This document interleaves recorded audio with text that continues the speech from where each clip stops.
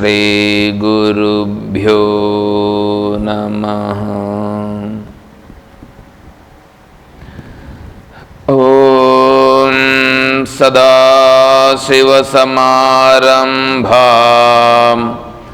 శంకరాచార్యమధ్యమాం తత్వవిదానందపర్యంతాం వందే గురుపరంపరాం.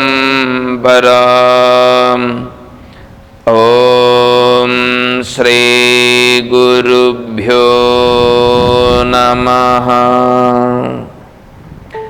పూజ్య గురుదేవులు తత్వవిదానంద సరస్వతి స్వాముల వారి దివ్య చరణారవిందములకు ప్రణమిల్లుతూ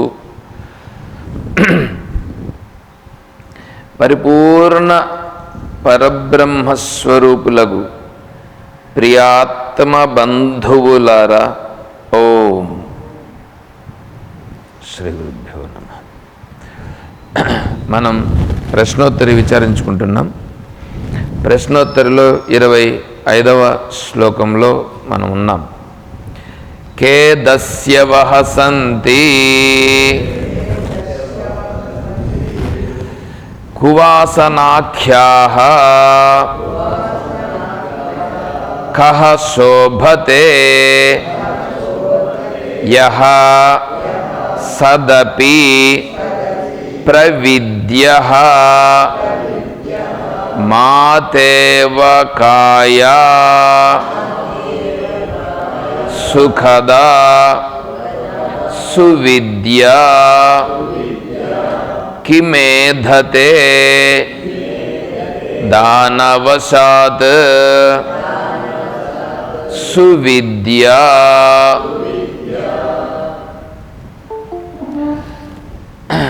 ఇప్పుడు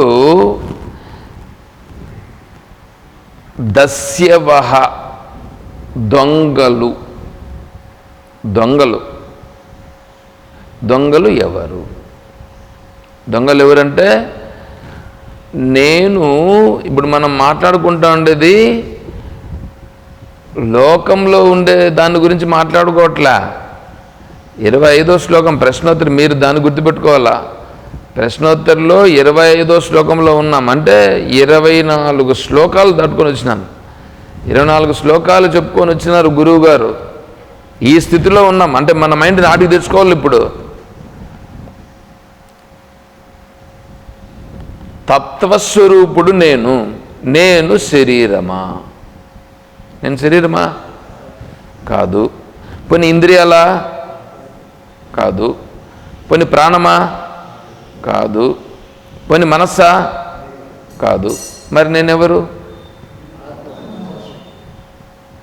నేను ఎవరో ఇవన్నీ కాకుండా ఏదుందో అది నేను. ఇవన్నీ కాకుండా ఏదుందో అది నేను. ఇప్పుడు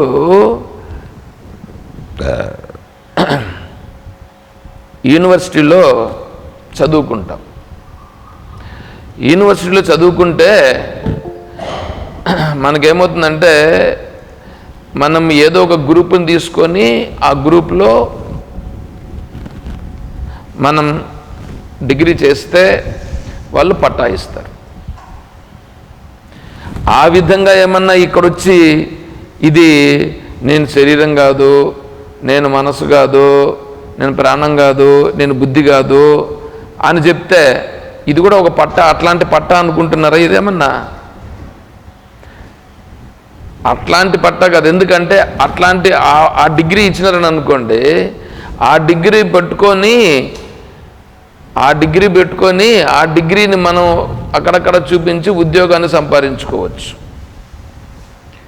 ఆ డిగ్రీ అక్కడ చూపించినప్పుడు ఆ ఉద్యోగానికి సంబంధించి అది పనిచేస్తుంది.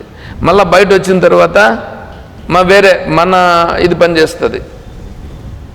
ఇంటికి వచ్చినామనుకో, ఇప్పుడు కలెక్టర్ అండి, కలెక్టర్గా ఉండేటువంటి అతను ఆఫీసుకు పోతాడు.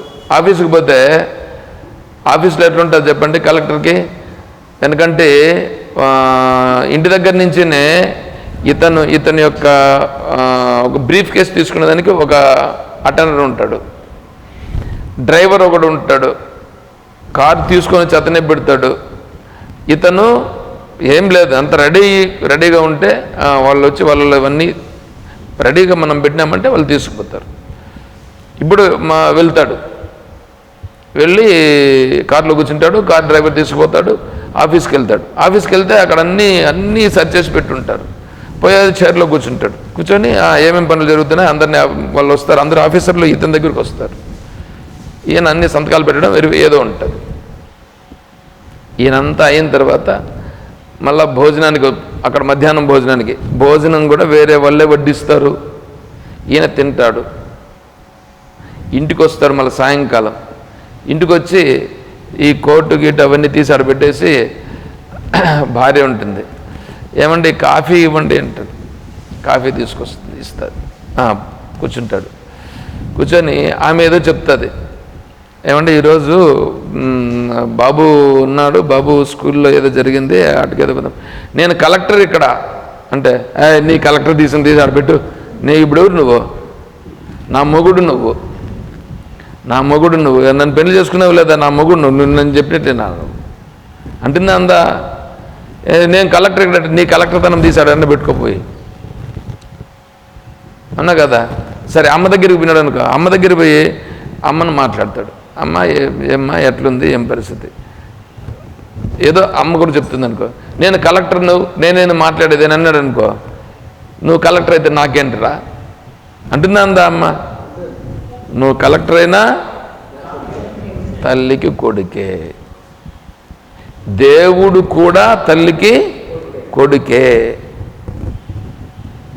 చూసారా, వాడిది అక్కడ మాత్రమే చెల్లుతుంది, వీటికి వచ్చేటప్పటికి ఇవి చెల్లవు. ఇవి కూడా ఇప్పుడు ఆత్మస్వరూపం దగ్గరకు వచ్చేటప్పటికి ఏమవుతాయి? ఇవన్నీ లెక్కలేనివి. మనం ఏం చేస్తున్నాం తెలుసా? వాటికి ప్రాధాన్యం ఇస్తున్నామే కానీ బయట ఉండే వాటికి, ఆత్మస్వరూపానికి ప్రాధాన్యం ఇవ్వడం లేదు. ఈ ఆత్మస్వరూపము సహజంగా ఉండేటువంటిది ఇది. కానీ మనం ఎలా ఉన్నాం? బయట పోయినాం మనం అనుకోండి, బయట ఎందుకు వీటికి వస్తే కూడా ఆ సహజంగా ఉంటున్నామా? ఇక్కడ కూడా సహజంగా ఉండలేకపోతున్నాం. ఎందుకంటే ఇక్కడ కూర్చున్నాం, ఏం జరుగుతుందో ఏమో, అదేమవుతుందో ఇదేమవుతుందో. ఈరోజు మనం ఏం చేయాలి? ఇవి లోపల ఉన్నాయంటే అర్థం ఏంటి? సహజంగా మనం ఉండలేకపోతున్నాము. అంటే సహజంగా ఉండలేకపోయేటట్లుగా చేసింది ఎవరు? అవేంటూ ఉన్నాయే, ఆ సహజంగా ఉండనీయకుండా చేస్తున్నాయే అవి నన్ను సహజంగా ఉండనీయకుండా చేస్తున్నాయి. అవి దొంగలు. అర్థమైందా? ఇప్పుడు దొంగలు ఎవరనంటే, ఇప్పుడు బయట ఉండేవాడు ఎత్తుకొని పోతే ఏం ఎత్తుకొని పోతాడు? దాన్ని మళ్ళీ సంపాదించుకోవచ్చు. డబ్బులు పోతే సంపాదించుకోవచ్చు, ఆరోగ్యం పోతే చాలా కష్టం. దాన్ని మళ్ళా ఆరోగ్యంగా రావడానికి కొంత టైం పడుతుంది. చిన్న జబ్బులు అయితే మళ్ళీ కుదురుకుంటుంది వెంటనే. వేరే చాలా పెద్ద ఇబ్బంది కలిగించే జబ్బులైతే కష్టం అవుతుంది. అందుకని ఏం చేయాలి? ఆరోగ్యమే మహాభాగ్యం అన్నారు పెద్దలు. అంటే నువ్వు ఆరోగ్యంగా ఉంటేనే నువ్వేమైనా చేయగలుగుతావు, ఆలోచించగలుగుతావు, అన్నీ చేయగలుగుతావు. కాబట్టి ముందు కావాల్సింది ఆరోగ్యం కావాలి. నువ్వు ఆరోగ్యంగా ఉండాలంటే నువ్వు నియమాలు ఏమేమి పాటించాలనేది మళ్ళీ చూసుకోవాలి. ఇష్టం వచ్చినట్లు అన్నీ తిని నేను ఆరోగ్యంగా ఉండాలి అని అంటే ఎలా కుదురుతుంది చెప్పండి? స్వామీజీ చెప్పారు, ఇప్పుడు షుగర్ ఉంది కదా, షుగర్లో టైప్ 1 టైప్ 2 రెండు ఉంటాయి. టైప్ 1 టైప్ 2 అంటే తెలుసా మీకు?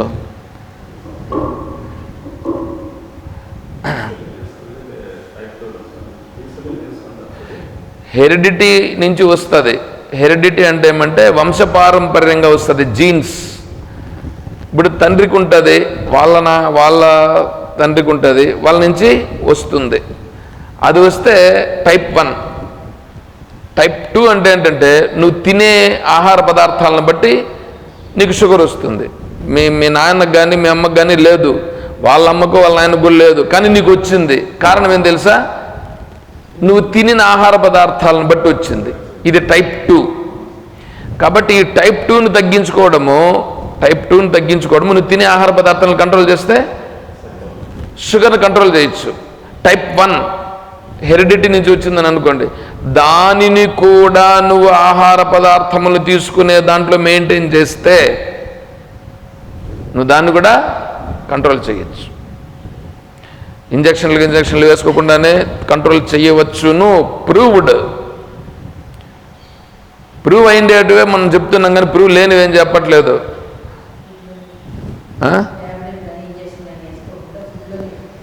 ఖచ్చితంగా నువ్వు ఫుడ్ కంట్రోల్ చేసి నువ్వు శరీరానికి వ్యాయామం అన్నీ సక్రంగా చేసుకుంటే, నియమబద్ధంగా ఉంటే ఖచ్చితంగా షుగర్ కంట్రోల్ అయి తీరుతుంది. ట్యాబ్లెట్ కూడా వేసుకోవాల్సిన పని లేదు. అంటే ఏంటి? నియమం. శరీరాన్ని ఆరోగ్యంగా పెట్టుకోవడానికి మనము నియమములను పాటిస్తే ఇది కంట్రోల్ అవుతుంది. అంటే నువ్వు ఆరోగ్యం బాగా పెట్టుకుంటే తర్వాత నువ్వు ఏమన్నా చేసేదానికి వీళ్ళు. ఆరోగ్యం బాగలేకపోతే నువ్వేం చేస్తావు? ఆరోగ్యం బాగాలేనప్పుడు ఏం చేయలేం. కాబట్టి ఆరోగ్యాన్ని కాపాడుకోవాల్సింది ఎవరు? నేనే నా ప్రయత్నంతో చెయ్యాలి. నేను ఇది ఇప్పుడు మాట్లాడుతుంటే ఇదంతా ఇప్పుడు ప్రారంధంలో ఎలా ఉంటే అలా జరుగుతుంది కదా స్వామి అన్నారని అనుకోండి. మీరు ప్రారంధంలో ఉన్నారా? ప్రారంధమును మాత్రమే నేను అనుభవిస్తానని ఉండారా? మీరు ప్రశ్న వేస్తే దానికి నేను మళ్ళీ అడుగుతున్నా. ప్రారంధం అంటే ఏం తెలుసా? ప్రారంధం అంటే నేను ఆత్మస్వరూపము, ఈ శరీరాన్ని నేను విడిచిపెట్టేసినాను, ఈ శరీరం ఎప్పుడైనా చచ్చిపోలేదు, నాకు అంత పని లేదు. ఇది ప్రారంధం.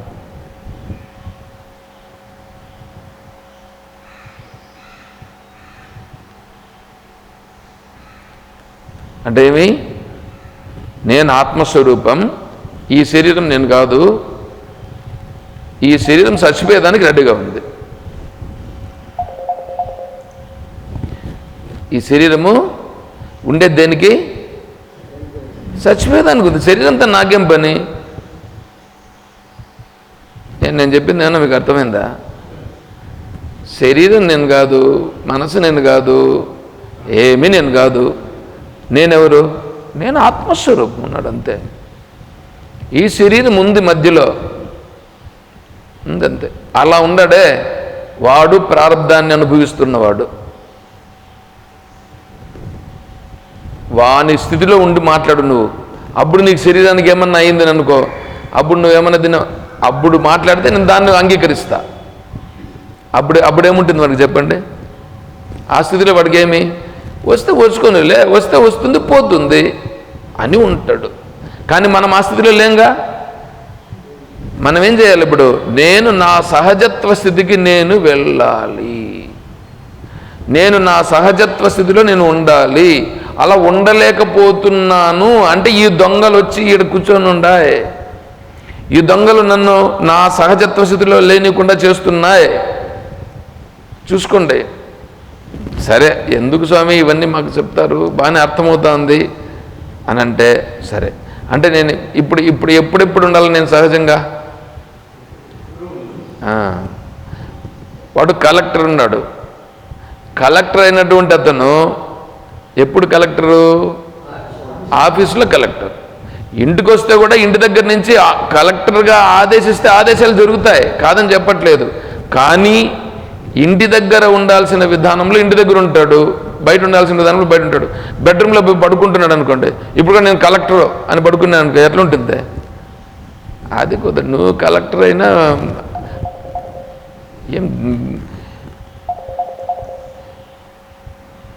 ఏం తెలీదా నీకు? నీకు గ్రూప్లో పెట్టిన దాన్ని కలెక్ట్ చేయి, గ్రూప్లో నువ్వు కనెక్ట్గా. ఏంది నారమ్మ గారు మీకే చెప్తా ఉండేది, లింకులో కట్ చేయి, లింకులో రా నువ్వు.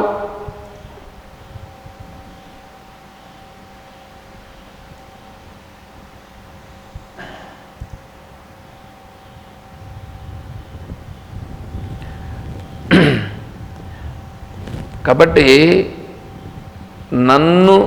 నన్నుగా ఉండనీయకుండా చేసేటివి దొంగలు. వాటితో నేను జాగ్రత్తగా ఉండాలి. ఇప్పుడు అర్థమవుతుందా? నేను ఎలా ఉండడం? ఆ దొంగలకు ముందు దొంగలను గుర్తించాలి కదా. దొంగలు గుర్తిస్తే కదా మనం దొంగలతో జాగ్రత్తగా ఉంటాం. కాబట్టి దొంగలను గుర్తించుట అంటే ముందు తెలుసుకో. తెలుసుకోవడం ఎట్లా? తెలుసుకోవడమే శాస్త్రం. ఇప్పుడు చూడండి, మాతేవ కాయ సుఖదా, తల్లి వలె సుఖముగా ఉండేటట్లుగా చేసేది ఏది? ఇప్పుడు తల్లి తండ్రి ఇద్దరు ఉంటారు. తల్లికి ఎక్కువ ప్రేమ ఉంటుందా, తండ్రికి ఎక్కువ ప్రేమ ఉంటుందా? తల్లికి ఎక్కువ. ఎందుకు?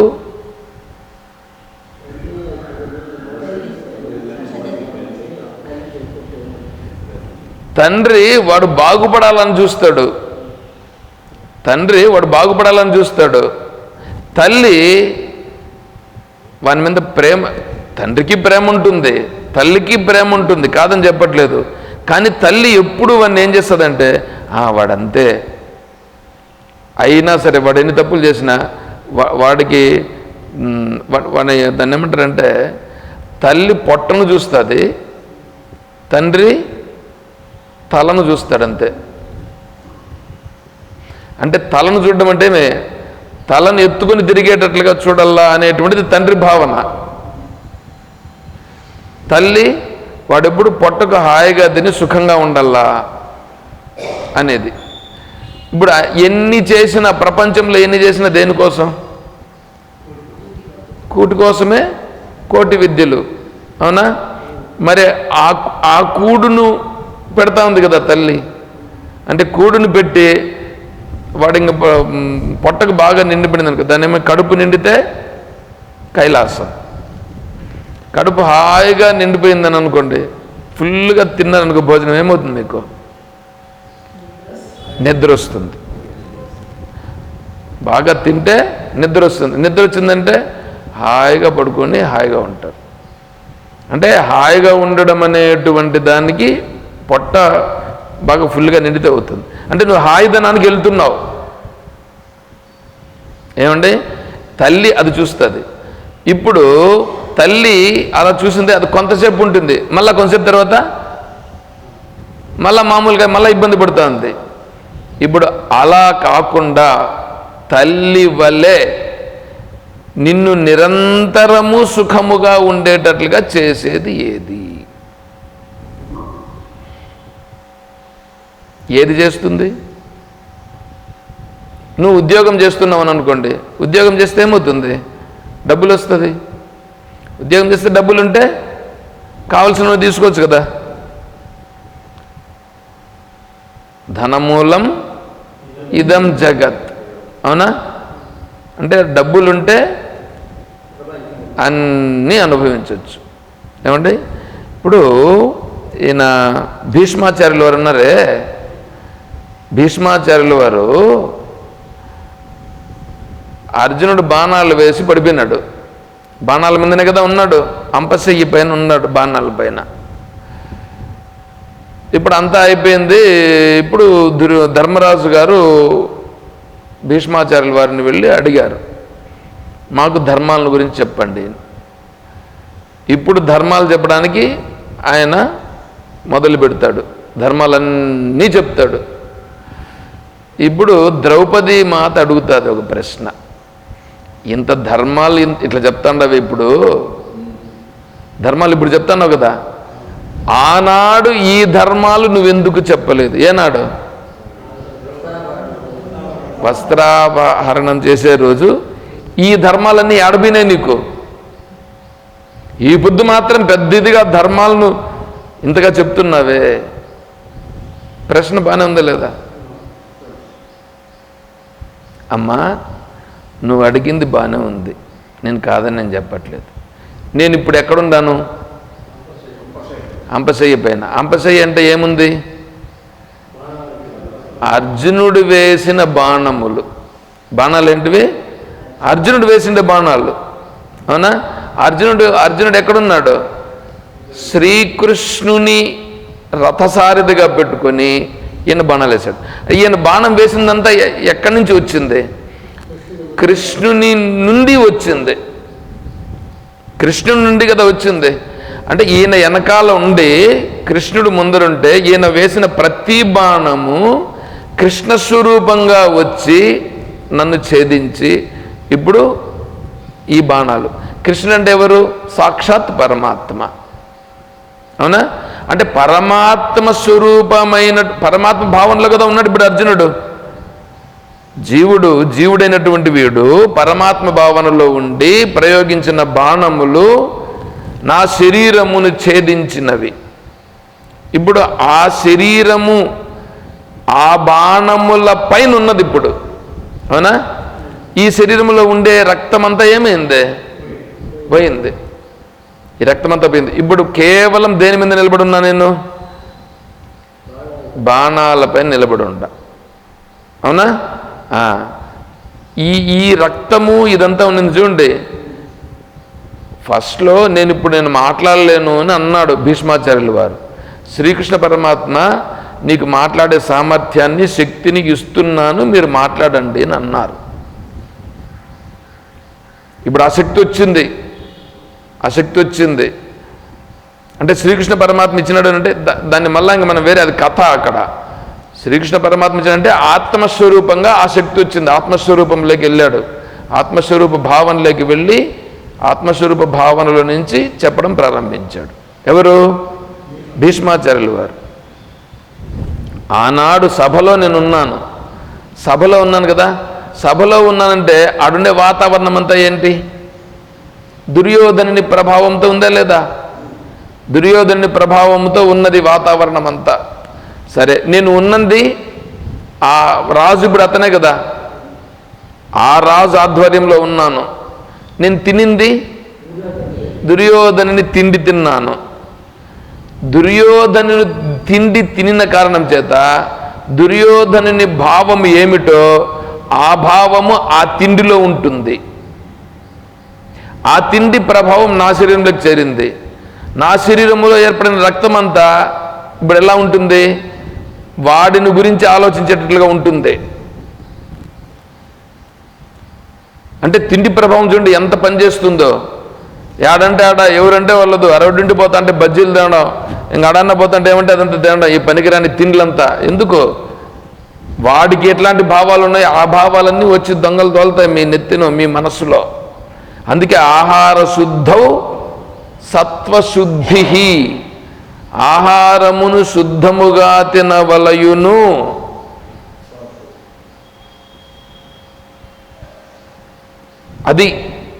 అది తింటే నీ మనసు శుద్ధమవుతుంది. కాబట్టి తినే ఆహారం బాగా తినాలి. నేను తినింది అది తిన్నాను కాబట్టి అప్పుడు ఉండేటువంటి రక్తం అంతా కూడా ఏది ఉన్నింది? దాని స్వభావంతో ఉన్నింది. అందువలన నా బుద్ధి కూడా అట్లాగే పనిచేసింది. ఇప్పుడు ఆ రక్తం అంతా లేదు. ఇప్పుడు అంటే ఆ దోషాలన్నీ పోయినాయి. ఇప్పుడేముండదు, ఇప్పుడు ఒరిజినాలిటీ మిగిలింది. శ్రీకృష్ణుని ముందర పెట్టుకొని అర్జునుడు వేసినటువంటి బాణముల వలన ఇప్పుడు అదంతా పోయి కేవలము దానిపైననే నేను నిలబడి ఉన్నాను. అందువలన ఇప్పుడు ఉన్న యథార్థాన్ని చెప్తున్నాను తల్లి అని అన్నాడు. అర్థమైందా? కాబట్టి తీసుకునే ఆహారం సక్రమంగా ఉండాల. ఆహారం సక్రమంగా ఉంటే బాగుంటుంది. లేనిపోని తిండ్లు తింటే అన్నీ అట్లాగే అవుతాయి. సరే, అక్కడి నుంచి మళ్ళీ మామూలుగా దీనికి వద్దాం. ఇప్పుడు నేను సుఖంగా ఉండాలంటే ఏ విద్య నన్ను చేస్తుంది? విద్య వలన ఏమొస్తుంది? ధనం వస్తుంది. ఆ ధనం నేను 2 కోట్లు 3 కోట్లు సంపాదించేస్తాను. ఓకే, 2-3 కోట్లు సంపాదించినావు. 2-3 కోట్లు సంపాదిస్తే దాంట్లో ఏదో మళ్ళీ పెడతావు, రొటేషన్ చేస్తావు, ఏదో జరుగుతూ ఉంటుంది. దాని నుంచి వచ్చేదంతా కూడా ఏమవుతుంది? ఏదో వస్తూ ఉంటుంది. ఇప్పుడు నేను కర్మ చేయకుండా గమనుండిపోతా. కర్మ చేయకుండా గమనుండిపోయి నేనేదో రామా అనుకుంటాను. అనగలవా? అనలేవు. నువ్వు 3 కోట్లు కాదు కదా, 10 కోట్లు సంపాదించు, 100 కోట్లు సంపాదించు. ఎందుకండి? ఇది చూడండి, టాటా బిర్లా వాళ్ళు చూడండి, ఇంకా ఉన్నారు కదా కోటీశ్వరులు. ఈ కోటీశ్వరులుగా ఉండే వాళ్ళు ఎంత సంపాదించినారు? వేల కోట్లలో ఉన్నాయి లేదా వాళ్ళ దగ్గర? అలా ఉన్నటువంటి వాళ్ళు రామ రామ అనేమన్నా అనగలుగుతున్నారా? మనస్సు అంతా ఎట్లా ఉంటుంది వాళ్ళకి? గజిబిజి. హాయిగా నిద్ర కూడా రాదు.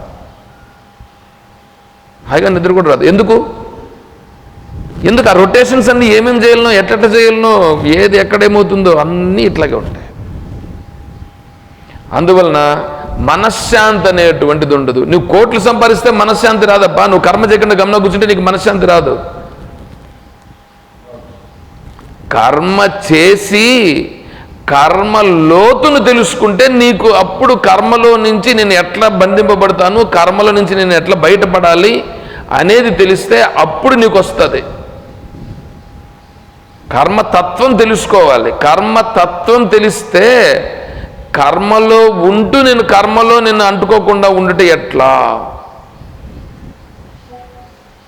కర్మలో ఉంటూ కర్మలో అంటబడక ఉండుట ఎట్లా అనేది తెలుసుకుంటే అప్పుడు నువ్వు కోట్లు ఉండినా కోట్లు లేకపోయినా,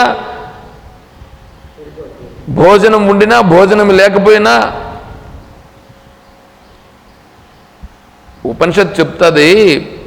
అయ్యో ఆ ఉపనిషత్తు లోపలికి వెళ్ళామని అనుకోండి, నిర్ధనోపి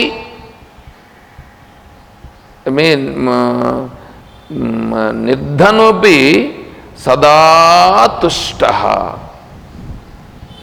ధనం అనేది చిల్లి గవ్వ కూడా లేదు వాడి దగ్గర.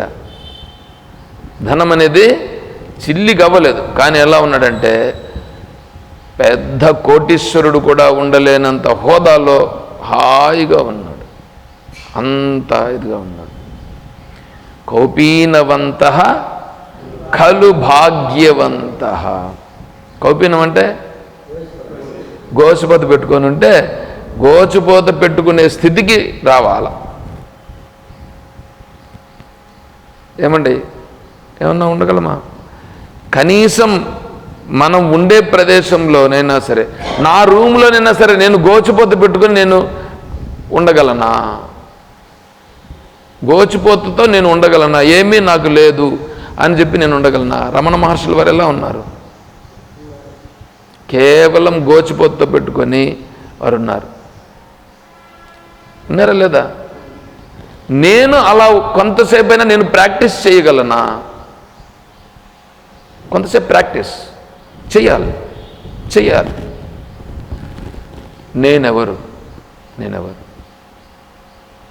నేను ఇప్పుడు రమణ మహర్షి అనుకో. నువ్వే అనుకో.